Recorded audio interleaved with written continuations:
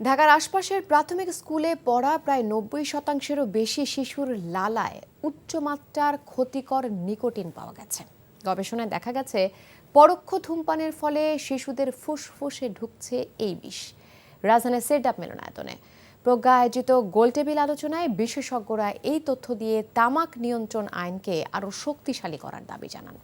দেশে তামাকজাত পণ্য সেবনে প্রতিদিন ৪৪২ জন ব্যক্তি মারা যায় উল্লেখ করে তারা বলেন, টেকসই উন্নয়নের লক্ষ্যমাত্রা অর্জনে বাধা হয়ে দাঁড়িয়েছে তামাকের ব্যবহার।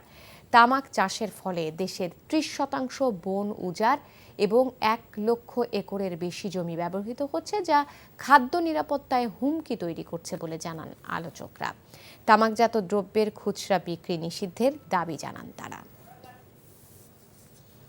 তামাক সেবী ডাক্তার, স্বাস্থ্য সেবিকা এরা থাকবে কেন? আমার শিক্ষক থাকবে কেন স্কুলে? এই প্রশ্নটা তো সবার আগে করতে হবে। টিচার যা বলবেন, যা করবেন তাই সে মানবে, শিখবে। এই জায়গাটাতে আমি মনে করি শিক্ষা মন্ত্রণালয়ের একটা ভূমিকা আমাদের পরামর্শ বা প্রস্তাবের মধ্যে আনা উচিত।